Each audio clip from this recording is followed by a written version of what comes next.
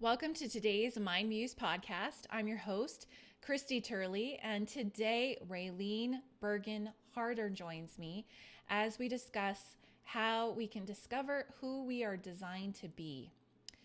You'll hear how feeling incomplete, inconsistent, and like you're not making any traction in your life may actually be a clue into something really, really positive about yourself.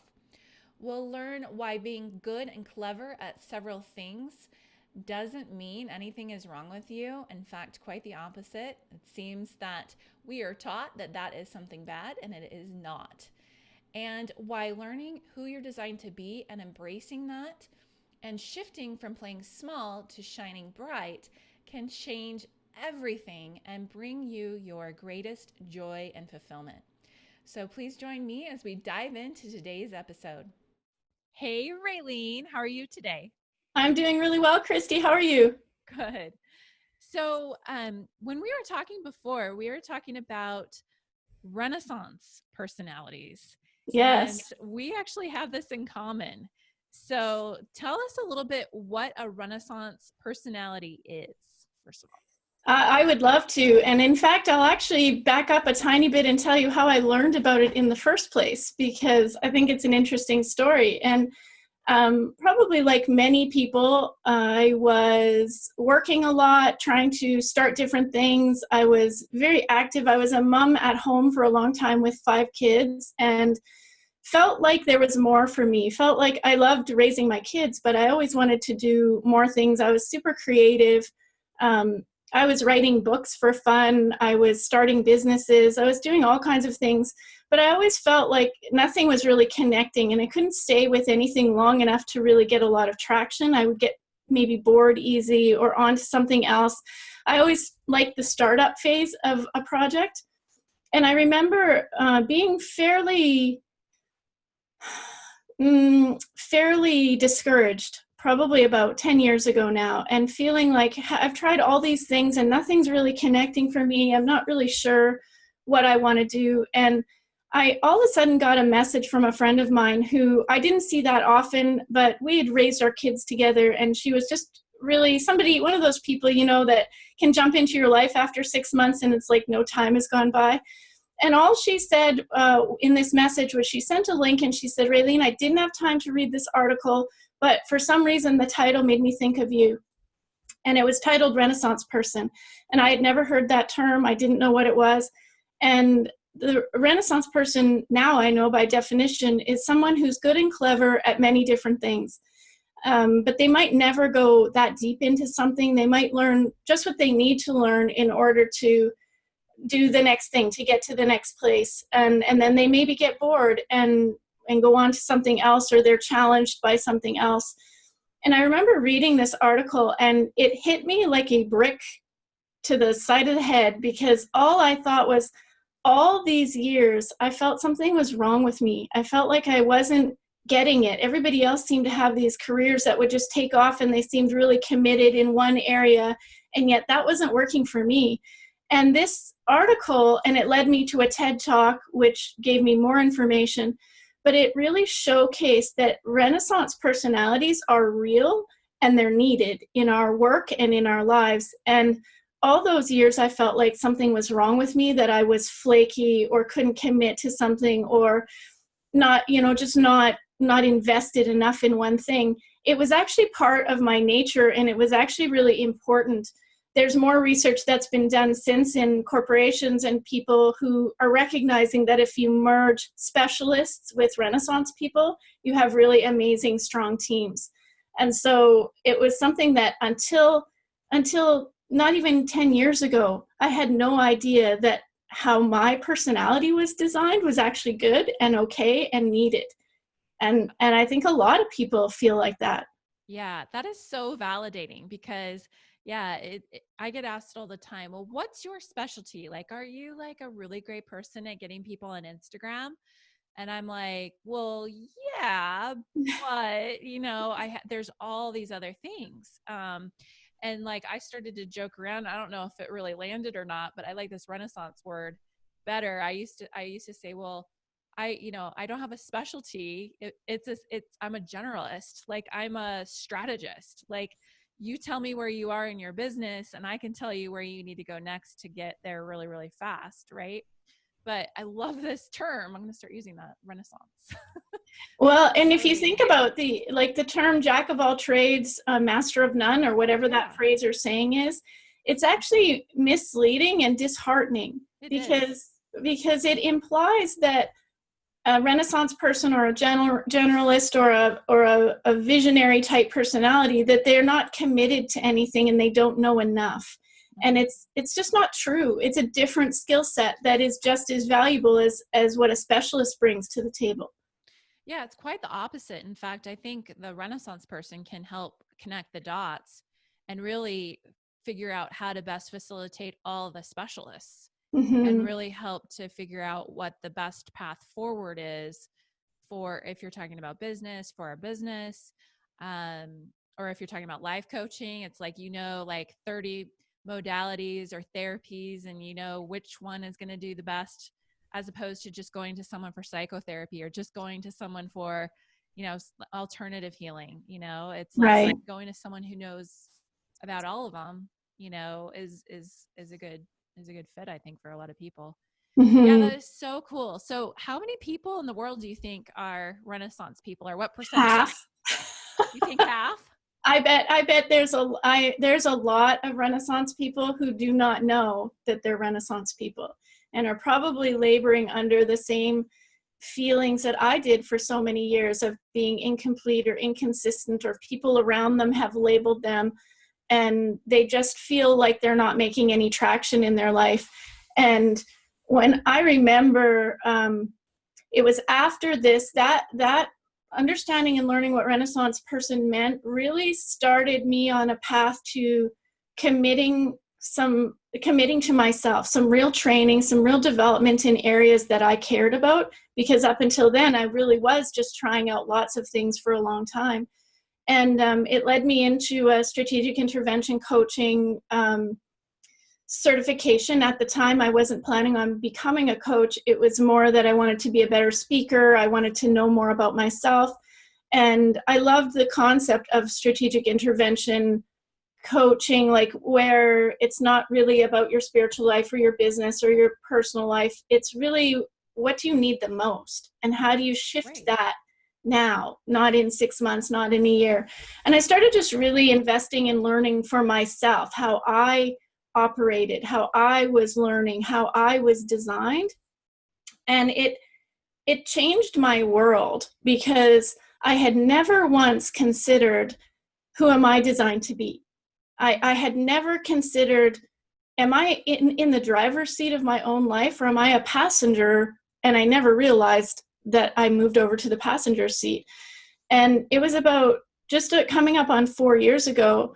I had done my coaching certification. I was sort of working in that space. I was still kind of playing small in many ways, because I was still kind of finding my own voice and my own confidence. I'd spent a lot of years playing small so that other people could feel bigger. I did that in my work. I did that in my life, and not really understanding any of the strengths or power that I might have, because I still had this voice in the back of my mind saying, well, all those things that you did, writing a book at the bus stop while you're waiting for your kids, or starting these businesses, or all these things I'd been doing, I dismissed them as not important, that those pieces didn't matter. And so now I had to figure out what would matter. Turns out that whole line of thinking was incorrect, but that's just what we do, right? We grow. And I was doing my work and I was moving things ahead, and I was still feeling quite disconnected in many ways, but closer to really wanting or really doing the work I loved, which was, how do you help people in a deep, meaningful way that isn't pandering and isn't insensitive and is just really clear? And so the strategic intervention coaching was a good place for that, but I still wasn't understanding how much I could bring to it from my past experiences, if that makes sense. I was still dismissing all that and trying to start new and fresh. And then like many people, when you have some sort of really hard event, everything sort of changes. And 4 years ago, I lost my mom very unexpectedly. Um, and we didn't have a really great relationship. And so it felt like there were things that were unsaid and unfinished. And I felt like she left this world having never been proud of me, and I hadn't been proud of me. And so what happened in that time is a pause, a life pause. And in that pause, that was like 2 months of me maybe showing up in my social media or things that sort of kept my business alive, but I wasn't actually doing anything. And I remember going to this place of real deep reflection. And I remember my husband getting quite worried and saying, because I'm quite outgoing and I'm like many Renaissance people, I don't sit still for long. And I remember him asking, do you need to talk to somebody? And he's thinking therapist, do I need to see a doctor? Like I was in a pretty dark place, at least from his perspective, I was in a dark place. And that question actually really caused me to think about why was I feeling the way, what was it that was disconnecting for me? And I finally described it like I felt like for all my life I had been wounded and I never realized that I could heal that. And so I was just living in this place of pain and fear and again, playing small, right? And I had a choice to make because the relationship I had with my mom and her personality was, when I look back, it was many of the reasons that I allowed myself to play small because I didn't want to challenge that pain. I didn't want to challenge that relationship, and not to shed a negative light on my mother. She was a really great person, but we have those dynamics in our families and with people, right? That you don't always resolve. And what it did was actually really force me to become very intentional about who I'm designed to be, not who I became through a series of events, unfortunate or fortunate events. Who was I as a 5-year-old? Who was I when I was little? What did I love? What did I care about? What did I crave? And did I veer off track somewhere and started becoming somebody that someone else thought I should be, or some picture of something that someone else thought, because I spent 40 years believing I was designed wrong, and when I woke up and really had to make a decision about, am I going to go forward continuing with that story when I know it's not true. My mind knows that it's not true. My heart knows that it's not true, but it's my safe space. It's what I know. So I could continue another 40 years like that, but I knew that I couldn't do that. I knew that I wasn't going to. And so I became, I don't know, the example for myself of what living a Renaissance life looks like, what changing everything to focus on who you're actually designed to be in your relationship, in your workplace, in your career. What does that look like? And so if we circle back to your question, and I'm sorry, I'm monologuing. You're good. There are so many people who are trapped inside this lie or this story that they don't have any control over their next steps.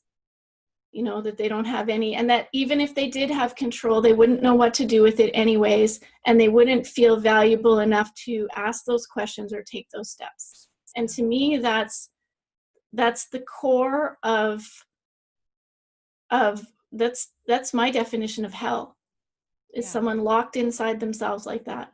Right. Yeah, I mean, what you said is so good. And earlier you were saying, before even this conversation here, you were saying there's so many parts to one person. How could someone be just one thing? Mm-hmm.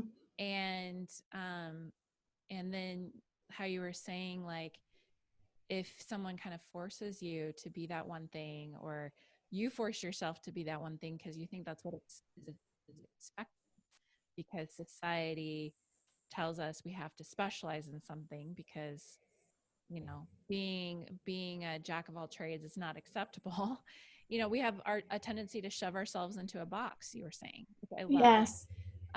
Now, one of the most, from my personal experience, one of the most freeing things that I realized was that who you are isn't your accomplishments and your achievements or what you've done in the past. That's not who you are. Those are just things you've done. So when we're looking to discover who we're designed to be and who we are, actually, we're not the money we make. Again, we're not the people we hang out with. Who are we? Our identity, who we're designed to be. What did we come to earth? If you believe in, we came to this planet with a mission and a purpose. How does one go about finding that from a truly authentic place? Well, it's a challenging question because we are so shaped by our surroundings, right? So, and we're so shaped by the situations that we found ourselves in, even if we didn't put ourselves in those situations. But the best way when I'm working with a client on how to do this, the number one way to just really start unpacking this is to go back to when you were a child. And for many people, childhood is not necessarily a fun time to revisit, right? There's lots of things in some of our childhoods that we don't, I'm just happy to skip right over that into where I get to make the decisions rather than going back to a place where I didn't get to.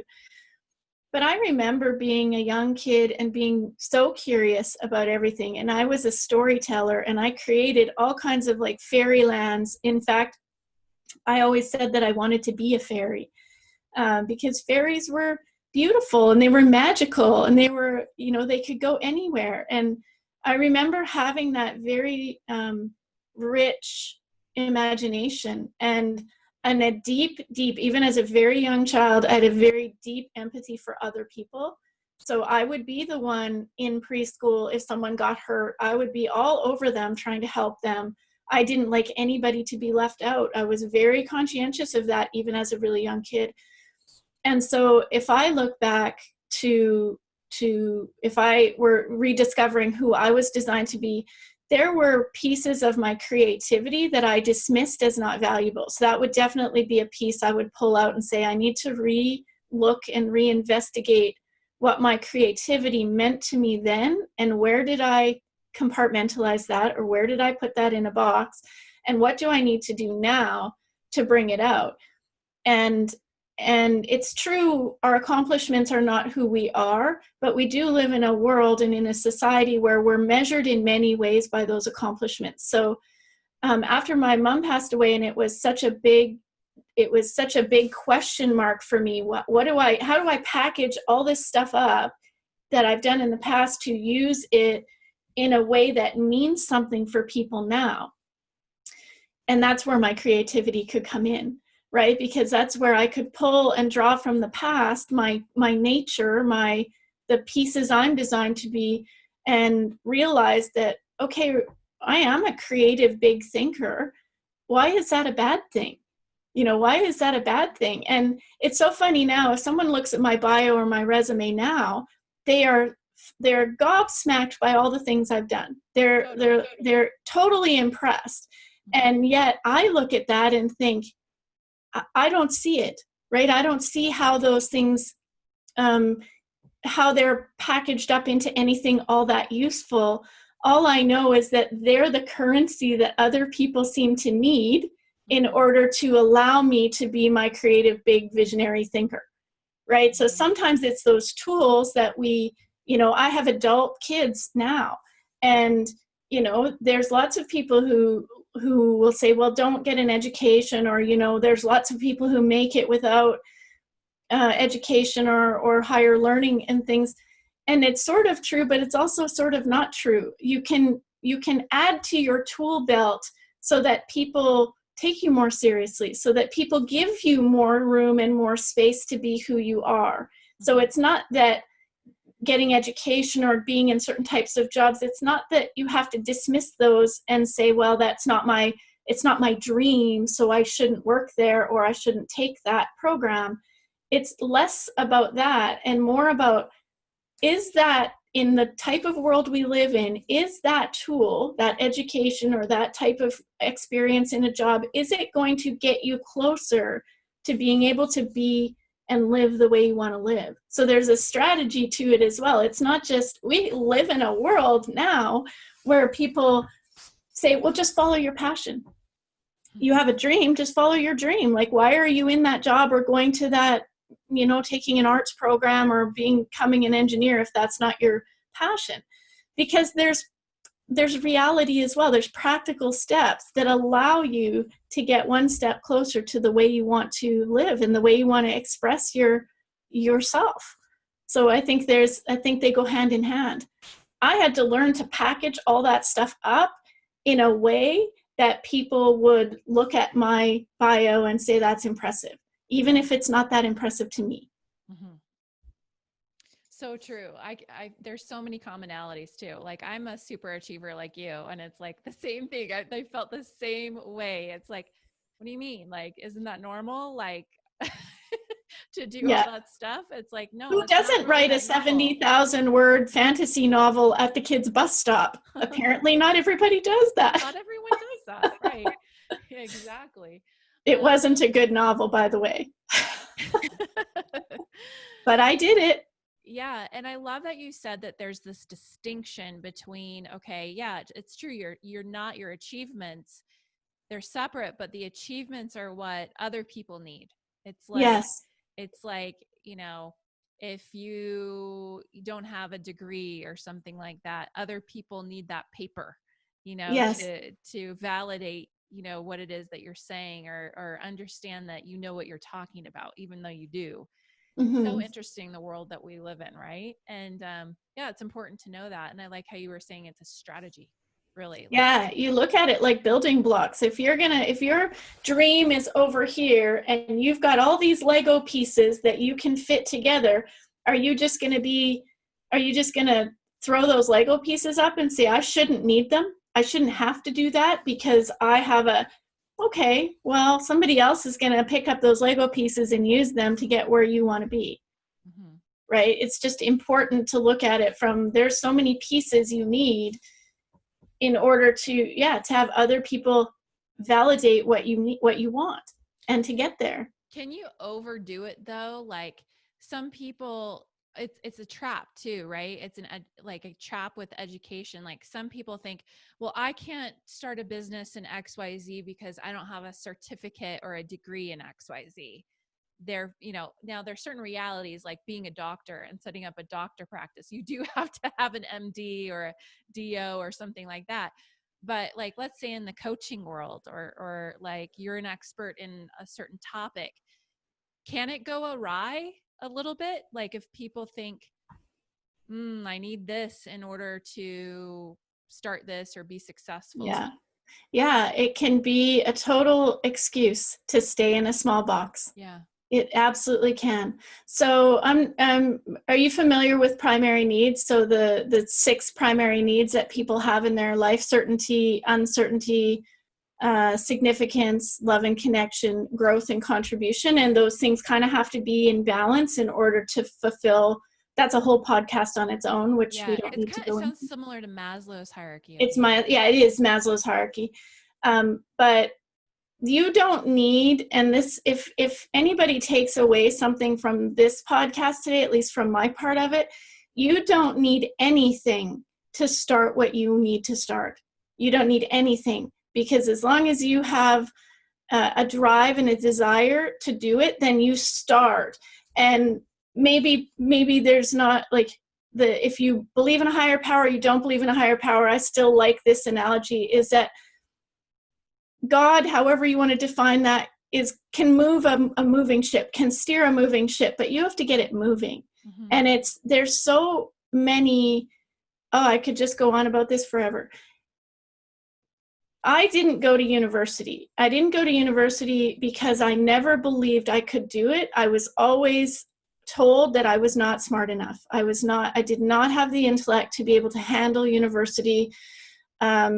The message was, get married and have babies. That's what you're going to be good at. And I believed it. But yet I knew, inside I knew that I was smart in many ways and that I really loved learning. But I had never, in those days, in the 70s and 80s when I was in school, there was only one way of teaching, one way of learning. So if you weren't one of those kids who fell into that type of learning, then you were kind of left behind. And that's how I felt. Nobody really recognized any sort of, diamonds in me that they could help bring out. And I remember having lots of conversations with my husband around the idea of going to university. Every September would come around and I would be crying. And I couldn't drive past the university in our town because people started their lives in September. That's how I looked at it. And I wasn't. I was at home with kids. That was great. But, and I had a very supportive husband. He would, if there was anything I had wanted to do, he would have supported. But his question was always, should you be going forward in that if you don't know what you're going to do with it? So why would you spend all that money and time on a degree if you don't know what you want or what you're going to use it for? And it took me a long time to realize that question stopped me from actually moving forward in many ways. And it wasn't his fault. That's how he felt about it at the time. But I think a lot of us look at it that way. I even see my adult kids looking at it that way at times. Why would I invest in something time-wise, money-wise, emotionally, if I'm not sure how it's going to help me later, or I'm not sure what I'm going to do with it? And I think it's a misleading and incorrect question. If it's interesting to you, then go for it, because it's going to lead you somewhere else. And is it okay if I give an example? Sure, yeah. Okay, so I had my strategic intervention coaching certification. I knew that I believe that eventually the coaching loopholes are going to get closed up, because right now anybody can call themselves a coach. There's no governing body other than ICF, which is one type of governing body, but I believe that eventually they're going to close that up, and you'll need a university education, or you need certain types of certifications in order to coach. And I think that's a good thing. But I knew that if I was going to take more training, then I wanted it to be either ICF certified or from a university, right? From an accredited, recognized source. But I don't have an undergrad. And remember, I have a long story playing in my head that I'm not capable, right? I'm super into it. I'm super excited and super interested, but I didn't know if I was capable. And I don't have a lot of time. I'm trying to build a business. I have a family of 5. And my husband's an entrepreneur too. So that adds another extra layer of super fun when you're trying to raise a family and do all the things you need to do. And I remember just really starting to investigate. If there was something out there, what would it be? What could I do? Maybe it's a certain type of job I could get that would give me leverage into this space that I wanted to go into. Maybe somebody could mentor me. Like, I was really looking at all those opportunities. And I was on my way. I had 2 meetings one morning, one on the phone and one at a location here in Ottawa, both with women I hadn't spoken to in over a year. They were kind of high up in their own organization. So I felt like if anybody could give me some really good advice, these people could. And I was, again, just reaching out to the network to say, hey, I need some ideas. I need some help. And I'm on the phone with one while I'm driving to get to the other meeting. And both of these women mentioned Royal Roads University. So university here in Canada. I had never heard of it. And my first thought is, I'm 47 years old. I'm not starting university, right? Like, I don't want to go through 4 years of an undergrad. And then, as we know, undergrads are often not enough anymore. You need to get more education. And I just felt like that's a long haul for somebody like me who's doing pretty well in what I'm doing. I just want to go further. I want to do more. But I thought, how big a coincidence is it that 2 people are mentioning this university in one morning? Mm-hmm. And so I Googled it and started to look, and I'm like, now I realize why they're mentioning it, because that university will look at your work credentials to decide where you can fit into their school, right? Like, what degree do you go into? And it turned out, first I applied for it was a master's certification in executive coaching. So I felt like, well, that's where most of my experience is. So I might be able to make a case for them to accept me into their certificate program, which now fits my criteria of wanting to level up my coaching and have an accredited course or affiliation. And I got into it, and you could have knocked me over with a feather. I never expected in a million years to get into that. I was so elated and proud of myself. Now, side note, everybody around me is like, of course you're going to get into that. Like, to them, it was just such a no-brainer that I would be accepted into something like that. But I had my own limitations or limiting beliefs. And when I got accepted into that, I started thinking, what if I could get into the whole master's program, like the full master's program? Like, it's something I would love. It's on leadership, so it's not specifically coaching, but I have lots of experience in coaching. If I paired that with a master's degree in leadership, this is the piece I need to go international, to do the things I want to do on a bigger scale. And I applied, just thinking I've got nothing to lose. And I got into that as well. And I ended up having to choose because I couldn't do both, right? Too much time. But it was, I never imagined that I could get the type of learning at the level I wanted to based on all the things I had done before. And if I hadn't done those things and packaged them up so that other people could see them, I wouldn't have got in. And there's one other piece that I really want to tell people if they're looking at beefing up their credentials to get somewhere, is now so many universities do free courses online, where you can, Harvard does free courses online, and you can add those to your resume, and they are very valuable to people looking at your resume or looking at your credentials. So I can't remember what the question was, but I don't either, honestly. But it was all really, really good. And what I like is it's kind of like you know, where there's a will, there's a way. Like, that's my takeaway from it. It's like, you know, your desire was to be able to get the credentials that you wanted in the shortest amount of time possible. And it's like the universe, or whatever you believe in, God, you know, put these two people in your path.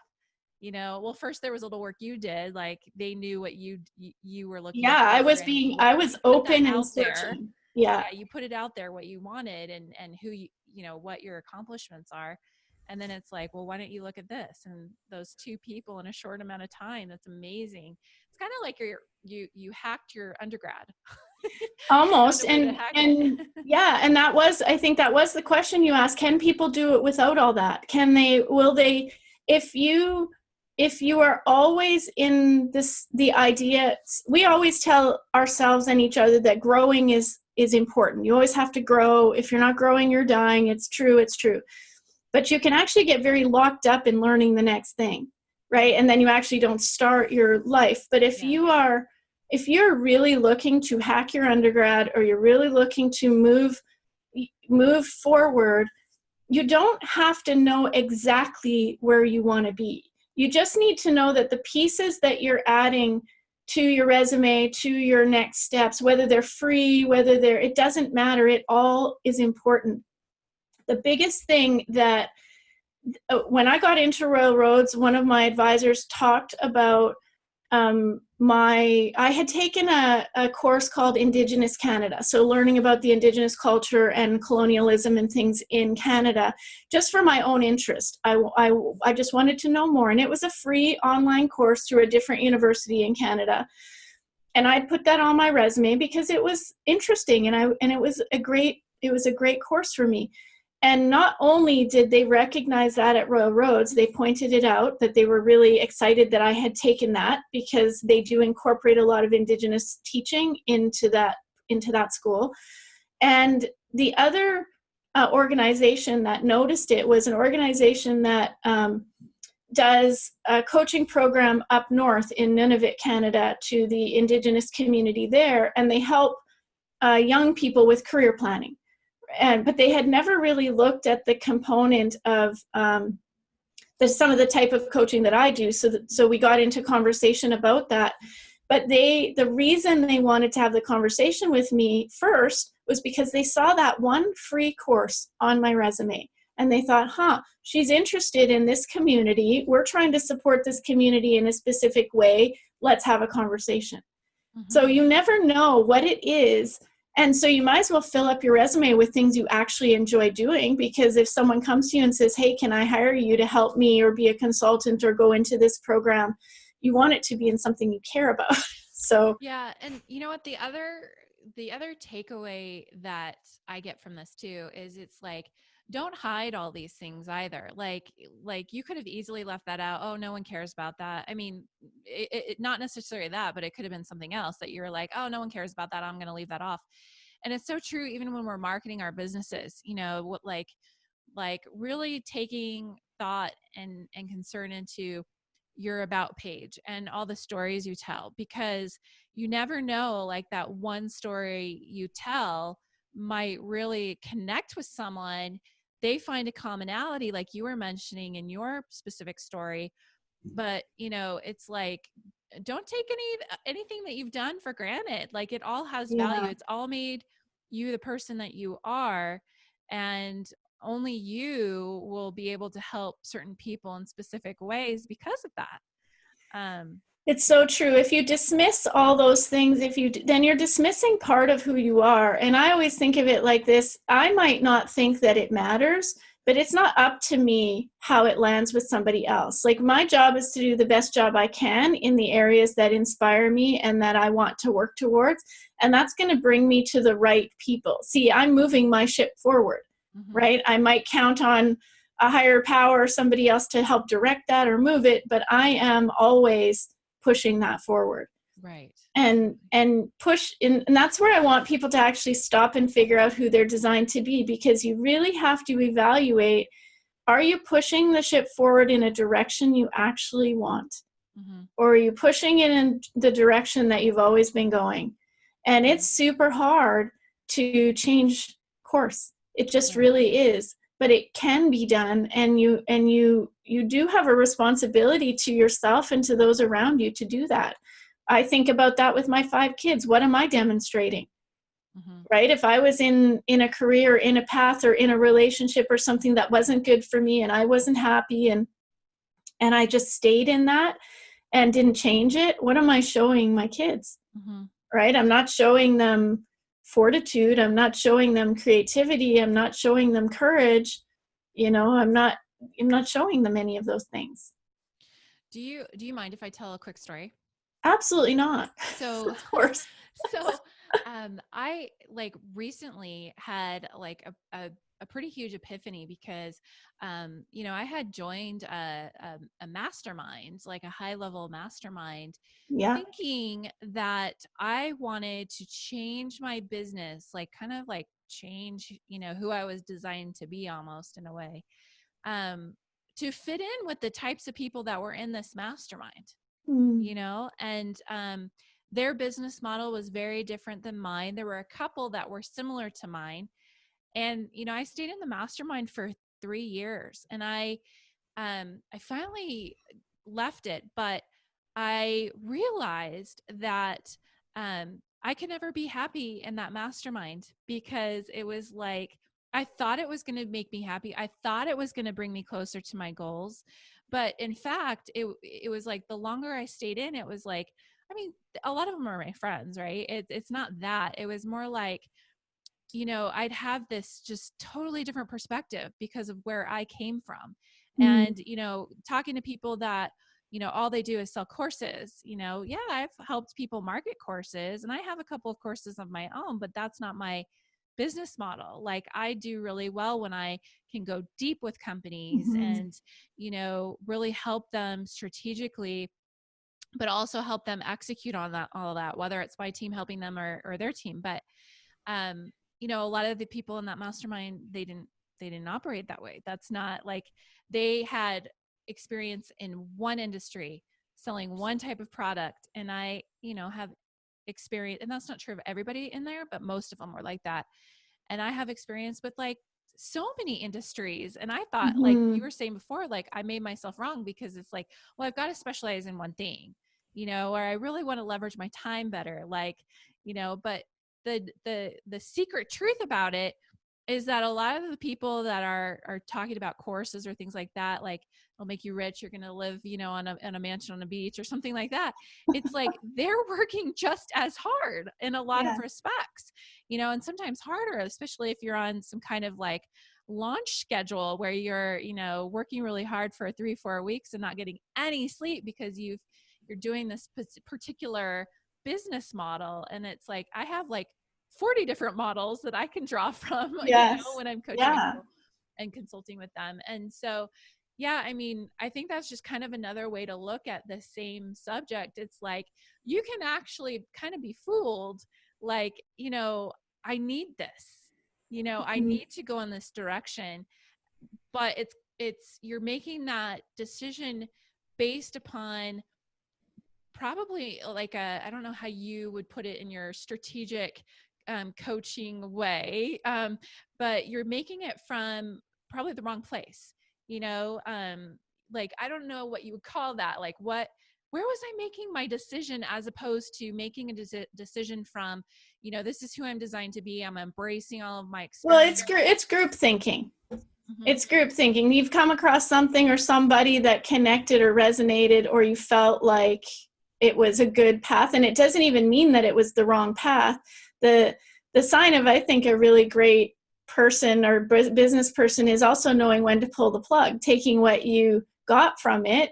And we make mistakes all the time, sign up for things we shouldn't be in, pay money for coaching that we don't need, or but how quickly can you pivot? How quickly can you take those situations that were maybe challenging and reframe them into something that's more positive for you? So you now know exactly what you don't need. Right. It might have been an expensive And lesson. actually it got me closer to having better self-awareness as too, kind of like what you were talking about with the aha moment about the Renaissance person. Like, Yes. oh, you mean I don't have to put myself in a box? Like, yeah. Yeah.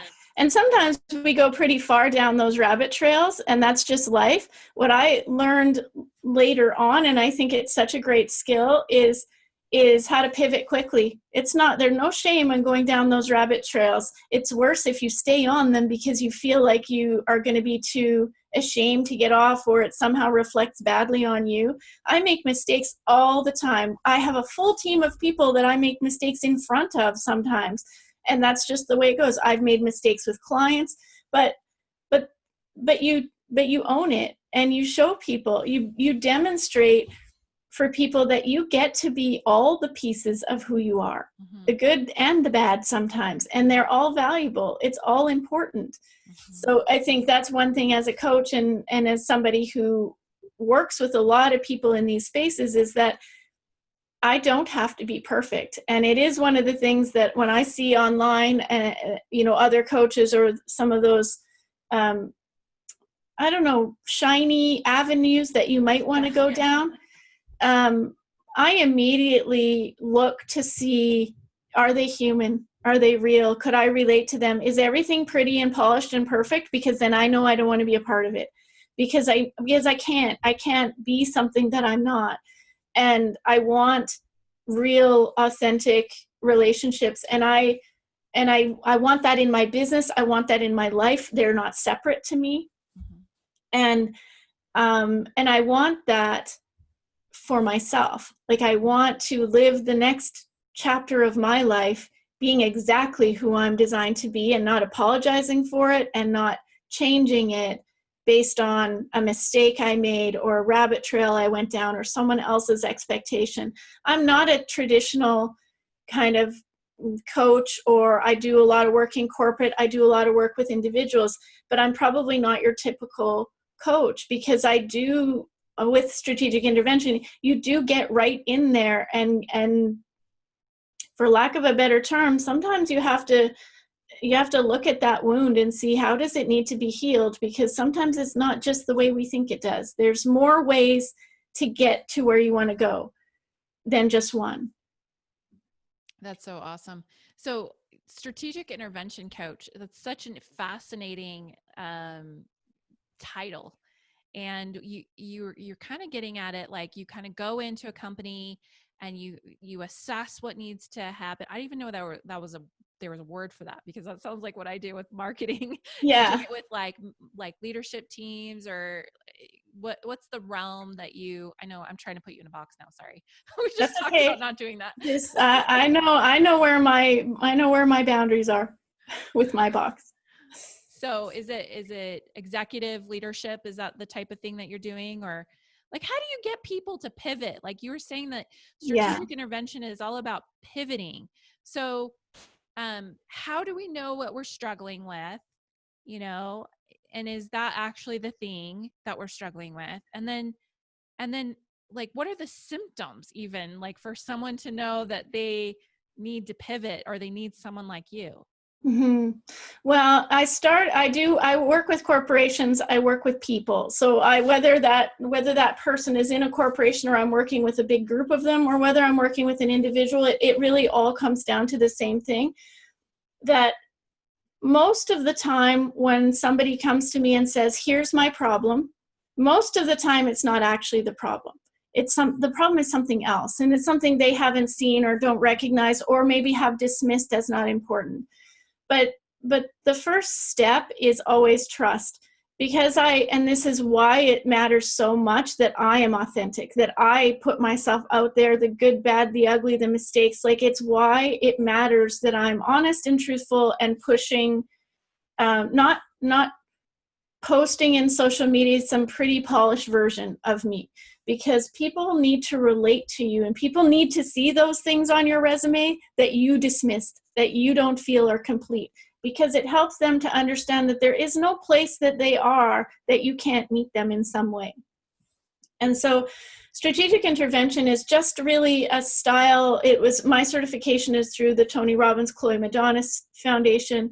And, you know, some people love Tony Robbins, other people don't connect with him. But what I do love about that type of style is that it doesn't matter. It's not relationship coaching, it's not transformation coaching, it's not business coaching, it's not spiritual coaching, it's not life coaching, it's all of it, because you're a whole person.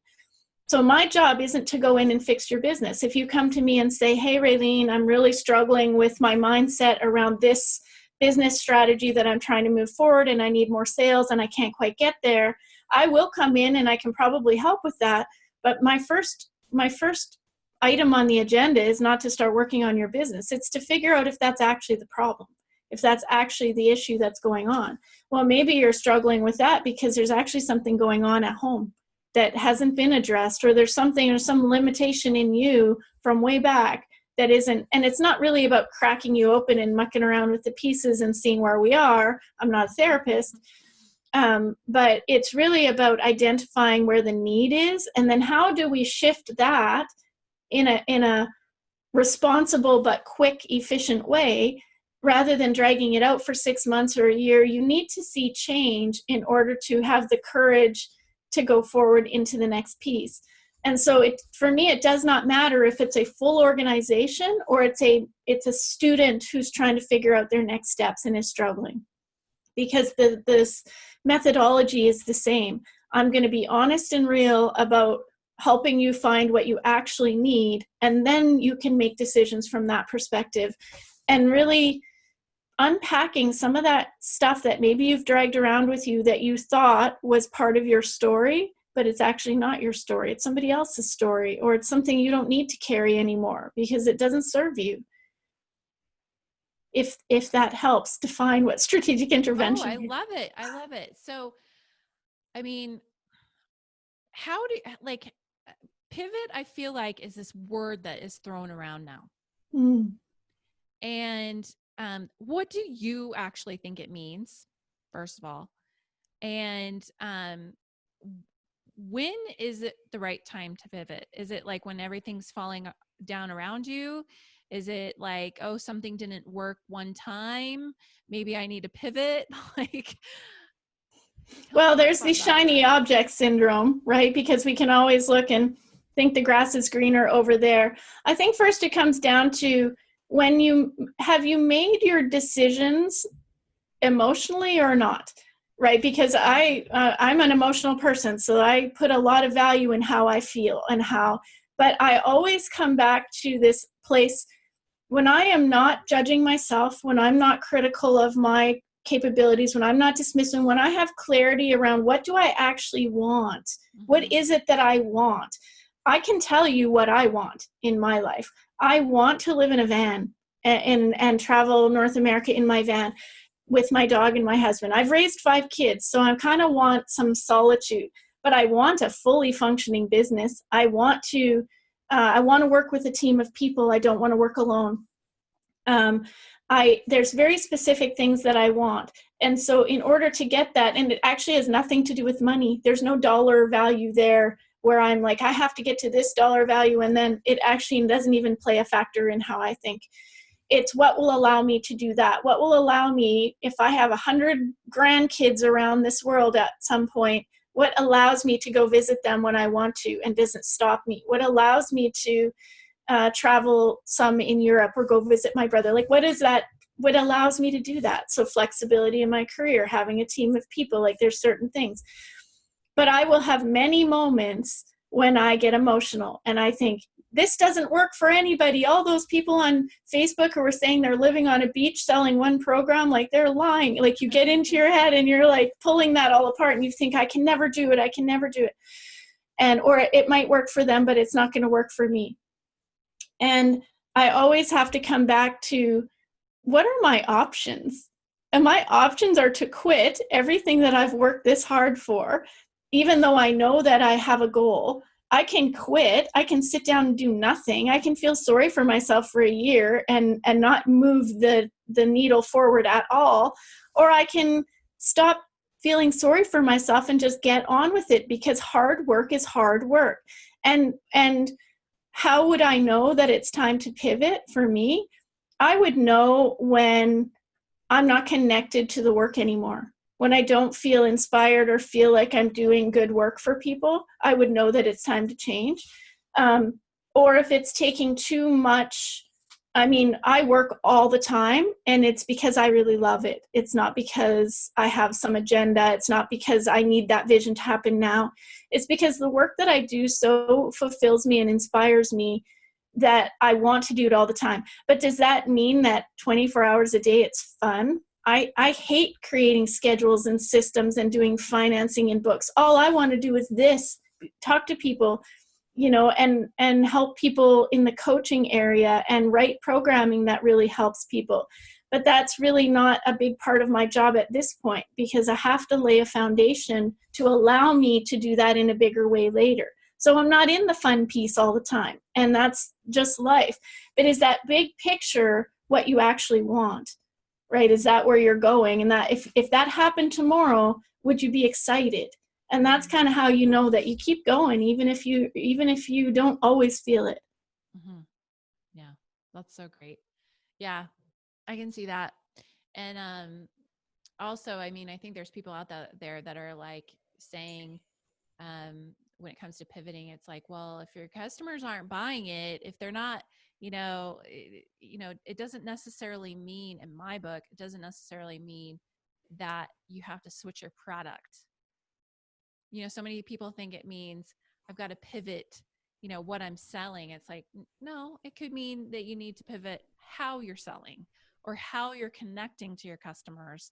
And I think the key is to be connected. Like from what I'm getting from you, it's like, personally, you're saying, correct me if I'm wrong, that pivoting comes from being connected to your emotions and how you feel about things. And if it brings you joy, there's a lot of people walking around that are not really connected in that way, and they probably don't even know it. And then, from the example I just gave, I think that also has to do with being not only connected with yourself, which is so important, because I know I've talked to a lot of entrepreneurs that don't seem to be very connected with themselves. And that usually means they're also not very connected with their customers. Right. And so Yes. I think it's both. It's like, you want to grow a bigger business, you've got to get connected more within, as well as with your team and with your customers. And when your team's happy, your customers are going to be happier. When you're happier, it all ripples out, right?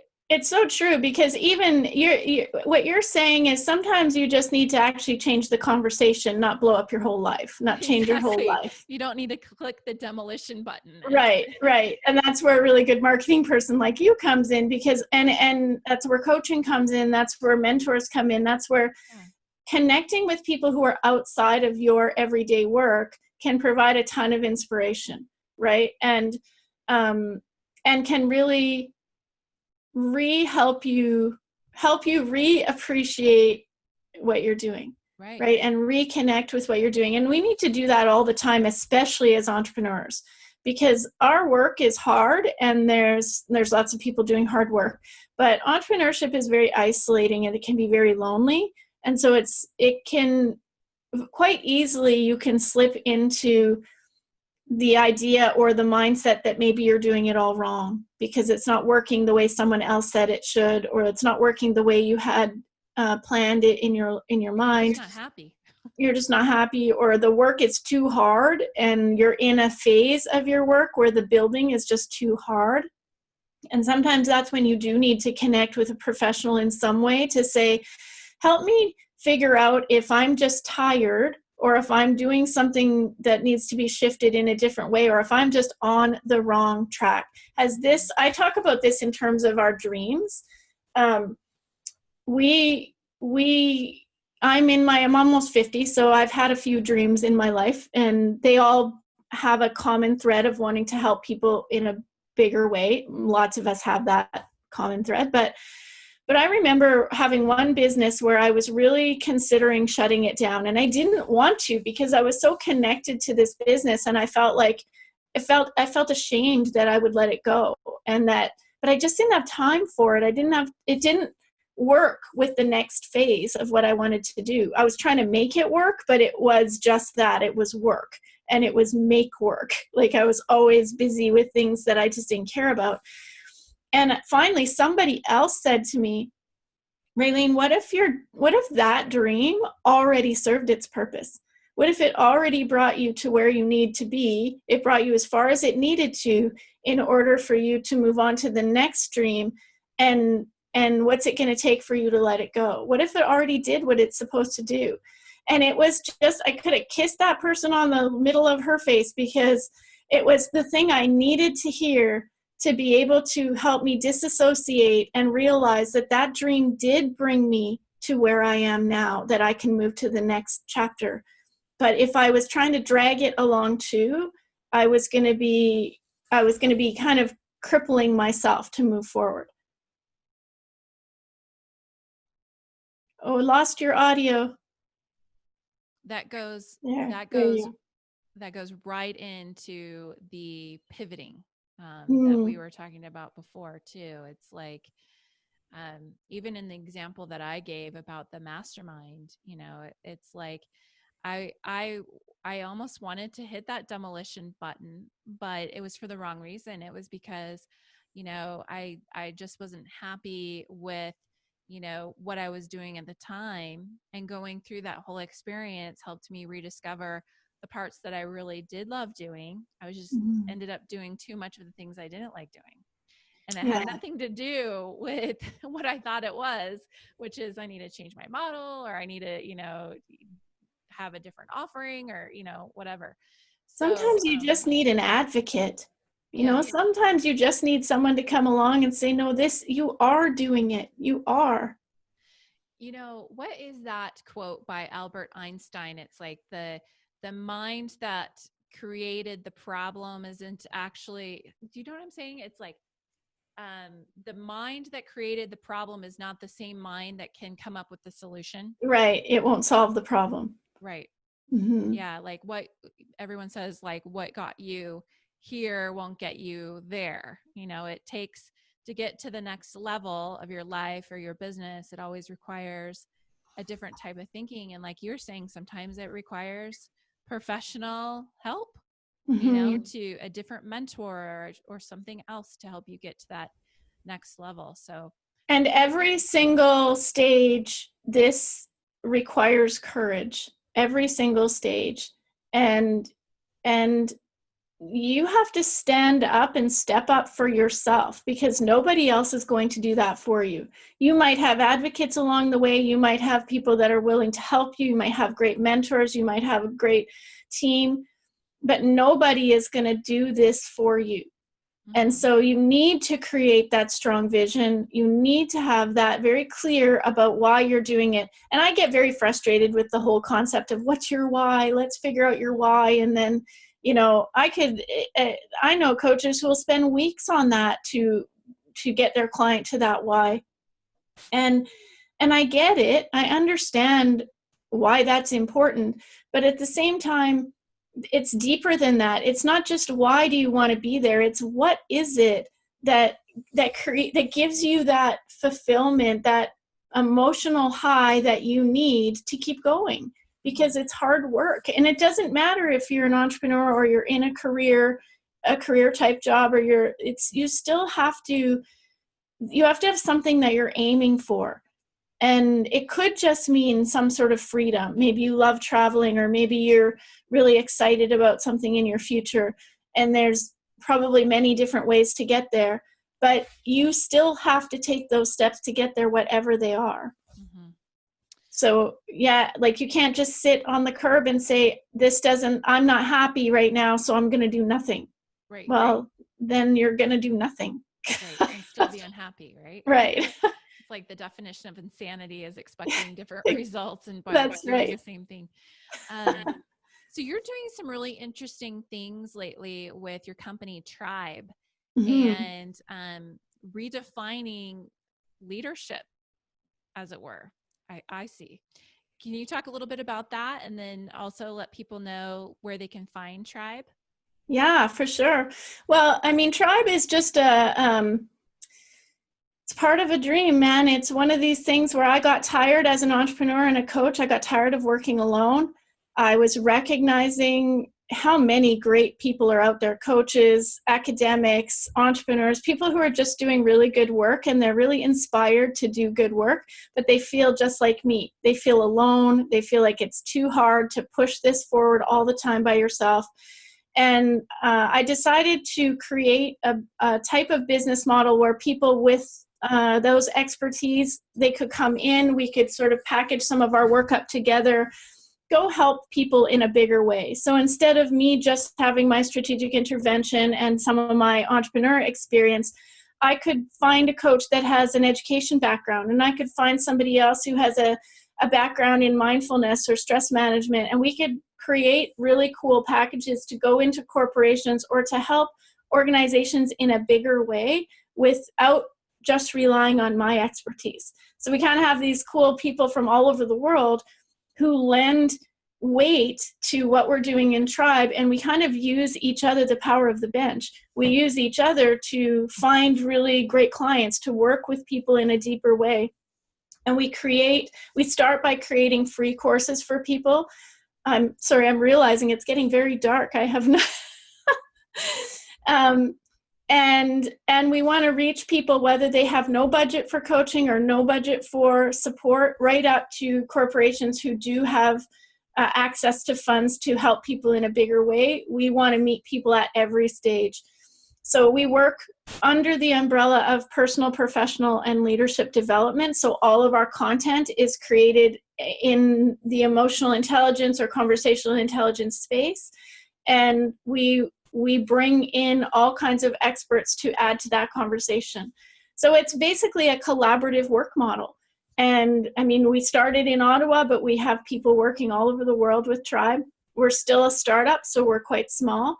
But we always want to find those people who are they say, you know what, I want to work with a team. I'm tired of doing this by myself too, whether you're a marketer, whether you're a coach, whether you're an entrepreneur in a different way. But what I do helps people move their lives forward. So those are the people we work with and say, yeah, you might not know how to write a course, but I do. So I'll help you do that. We'll put that together and we'll market it. We'll get it out to those corporations or those individuals who need it. So we have university systems that are looking at our model. We have corporations all over the world that are contacting us now to hear more about what we're doing, because it's it's this idea that collaborative working together in a collaborative fashion often only works on paper, and people don't actually implement it. But we're implementing it, and it's really working, because we can give clients exactly what they need. I don't have to manufacture it. I can go in and assess what they need. I can pull the right team together, and we can go and serve them in a real way that's supportive and gives them what they actually need. So it's just I think it's a really cool model. I just wanted to work with people who were smart and creative and doing amazing things. And I wanted to help them leverage what they do so that they can go and make money off of it too. Yeah, I love that. It's so innovative, and I haven't really seen anyone else do something like this. So you're kind of combining different models into a new model, and that is the definition of innovation, when you take two things and make a new thing. So I love it. Where can people find your website? Well, www.tribelc.com. If you Google Tribe Leadership Consulting, you'll find us. And of course, people can connect with us on social media everywhere. And we're, like I say, we're startup. We're getting our feet under us. We've got some really great people who are starting with us as well. So we're always just looking to not just combine our expertise and services, but actually combine our ideas. And so I have coaches that are starting to work together on things that I'm not really a part of. And I'll help direct, and I'll help get them connected with the right organizations that might be able to use their product or their service. But I think it's Sunny Lenarduzzi. She's a YouTube expert, I think out of Vancouver. I think that's where she is. But she talks about finding people's genius zone.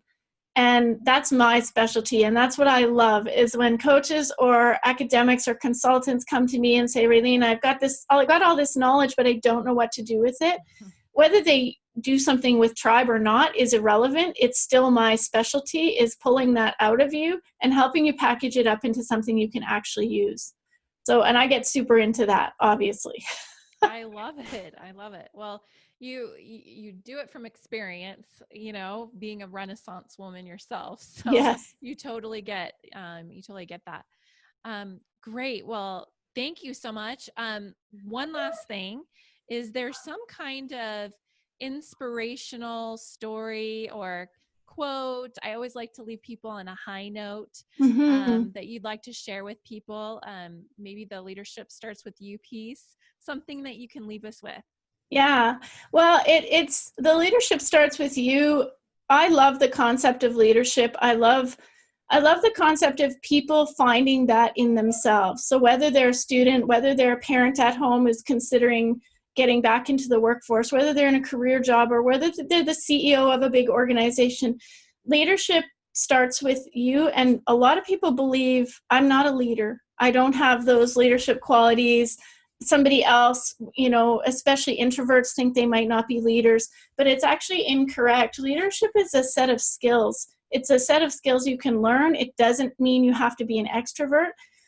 And it means that you're stepping up for yourself from a place of integrity, from a place of the wisdom that you bring into the room, and the knowledge that you're willing to grow with, to gain, and to advance what you need to do in order to help the people around you in whatever type of career or home life or experience you're in. And I think I just always want to encourage people to don't ever underestimate or undervalue what you bring into a room when you bring yourself and everything you are, because people need what you have, even if you're not sure what that is. So taking some time to really investigate that for yourself. There's people out there who need you, and we could spend our whole lives shying away from that. But what would happen if you really stepped into it? What would happen if you said, I don't know all my genius zone yet, but I'm going to find out. I'm going to make it my next steps to find that out, and then figure out how I can use it. That's an amazing example you can set for people around you, and it's an amazing way to start your ship down the path that you want to be on. I love it. Thank you so much. You're welcome.